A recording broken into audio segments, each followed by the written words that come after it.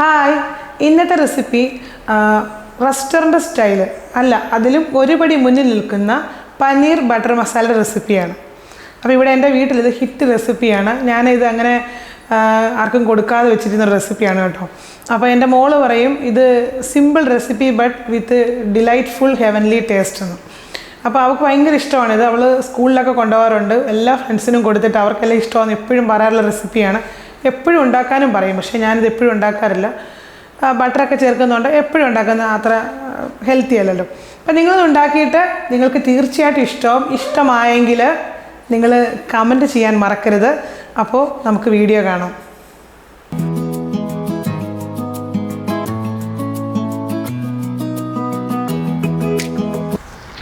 Paneer butter masala ഉണ്ടാക്കാൻ ഞാനിവിടെ ഒരു പാൻ വെച്ചിട്ടുണ്ട്. പാൻ ഒന്ന് ചൂടാകുമ്പോൾ കുറച്ച് ഓയിൽ, കുറച്ച് ബട്ടർ ചേർക്കുക.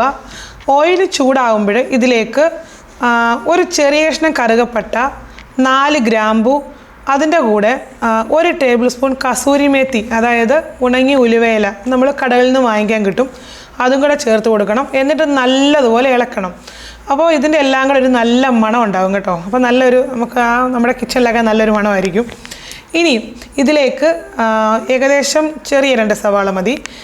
ഇതേപോലെ അരിഞ്ഞാൽ മതി, അതായത് ഒരുപാട് സ്റ്റൈലൊന്നും നോക്കണ്ട, നമുക്ക് അരച്ചെടുക്കാനാണ് കേട്ടോ. ഇതിൻ്റെ കൂടെ 1/2 ടേബിൾ സ്പൂൺ ഉപ്പും 1/2 ടീസ്പൂൺ പഞ്ചസാരയും ചേർത്ത് കൊടുത്തിട്ടുണ്ട്. ഉപ്പിൻ്റെയും പഞ്ചസാരയുടെയൊക്കെ അളവ് കറക്റ്റ് ആയിരിക്കണം, അതുകൊണ്ടാണ് ഞാൻ അതിൻ്റെ അളവ് കറക്റ്റായിട്ട് ഇതിൽ പറഞ്ഞു തരുന്നത്. ഇനി ഇതിലേക്ക് ഒരു ചെറിയ കഷ്ണം ഇഞ്ചി ചെറുതായിട്ട് അരിഞ്ഞ് ഇവിടെ ചേർത്ത് കൊടുക്കാം. ചെറിയൊരു കഷ്ണം മതി, ഇഞ്ചിയുടെ ഫ്ലേവറൊന്നും നമ്മുടെ കറിക്ക് ആവശ്യമില്ല, അതുകൊണ്ട് വളരെ ചെറിയൊരു കഷ്ണം മതി. ഇനി ഇത് തീ ഒരു മീഡിയം ഫ്ലെയിം ആയിരിക്കണം. ഇതിലേക്ക് കുറച്ച് കാഷ്യൂ നട്ട്, സവാള സോഫ്റ്റായിട്ട് വേണം, ഏകദേശം 1 കൈപ്പിടിയോളം കാഷ്യൂ നട്ട് ചേർത്ത് കൊടുക്കണം. ഞാൻ കുറച്ച് ക്രഷ്ഡ് ആയിട്ടുള്ളത് കൂടെ ചേർത്ത് കൊടുക്കുന്നുണ്ട് കേട്ടോ. ഇനി ഇത് നല്ലതുപോലെ ഒന്ന് ഇളക്കിയതിന് ശേഷം സവാള നല്ലതുപോലെ സോഫ്റ്റ് ആയാൽ ഇതിലേക്ക് നമുക്ക് 2 മീഡിയം സൈസിലുള്ള തക്കാളി, നിങ്ങൾക്ക് ഏത് ഷേപ്പിൽ വേണമെങ്കിലും അരിയാം, നമ്മളിതെല്ലാം അരച്ചെടുക്കാനുള്ളതായതുകൊണ്ട് തക്കാളി ഇങ്ങോട്ട് ഇതിലേക്ക് ചേർത്ത് കൊടുക്കണം.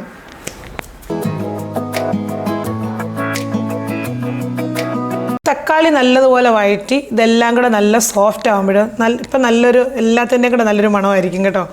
ഇനി ഇത് നല്ലതുപോലെ സോഫ്റ്റ് ആയതിനു ശേഷം നമുക്കിതിലേക്ക് കുറച്ച് പൊടികൾ ചേർത്ത് കൊടുക്കണം. തീ ഒന്ന് കുറച്ച് വെച്ചിട്ട് 1 ടേബിൾ സ്പൂൺ കാശ്മീരി മുളക് പൊടി, 1/4 ടീസ്പൂൺ മഞ്ഞൾപ്പൊടി, 1/4 ടീസ്പൂണോളം മതി കേട്ടോ, പിന്നെ 1/2 ടീസ്പൂൺ ഗരം മസാല എന്നിവ ചേർത്ത് കൊടുക്കണം. ഇത് ചേർത്തിട്ട് നല്ലതുപോലെ ഒന്ന് ഇളക്കി ഇതിൻ്റെ പച്ചമണം ഒന്ന് മാറണം.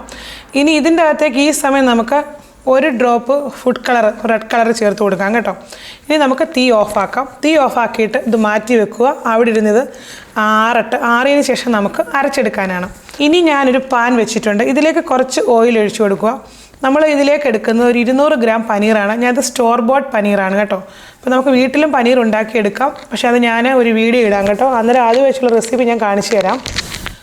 ഇനി ഈ പനീർ ശരിക്കും പറഞ്ഞാൽ വറക്കേണ്ട ആവശ്യമൊന്നുമില്ല, പക്ഷേ ഈ കറിയിൽ കിടന്ന് പനീർ പൊടിഞ്ഞു പോകാതിരിക്കാൻ വേണ്ടിയാണ് നമ്മളിത് വറുത്തെടുക്കുന്നത്. ഒരുപാട് വറക്കണ്ട, തിരിച്ചു മറിച്ച് വിട്ട് ഇതേപോലെ ഒരു ചെറിയ ലൈറ്റ് ബ്രൗൺ നിറമാകുമ്പോൾ നമുക്കിത് കോരി മാറ്റാവുന്നതാണ്.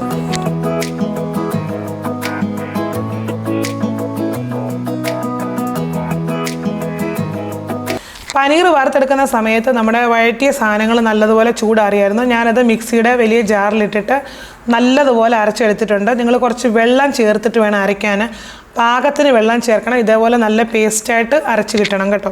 കുറച്ച് കൂടുതൽ വെള്ളം ചേർക്കണം, എന്നാലേ നല്ലതുപോലെ അരഞ്ഞ് കിട്ടത്തുള്ളൂ. അപ്പം നല്ല സ്മൂത്തായിട്ട് വേണം, അത് ഇടയ്ക്കൊന്നും കിടക്കരുത്, നല്ല സ്മൂത്തായിട്ട് അരച്ചെടുക്കണം.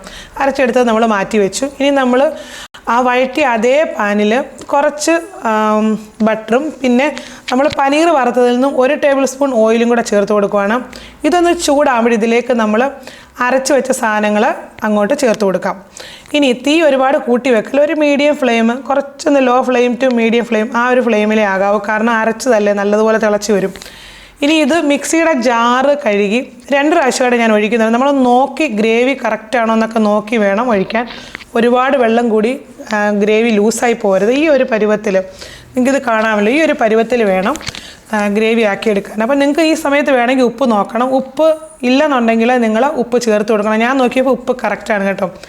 ഇനി ഗ്രേവി ഒന്ന് ചൂടാകാറാവുമ്പോൾ ഇതിലേക്ക് നമുക്ക് വറുത്ത് വെച്ച പനീർ ചേർത്ത് കൊടുക്കണം. നല്ലതുപോലെ മിക്സ് ചെയ്യണം.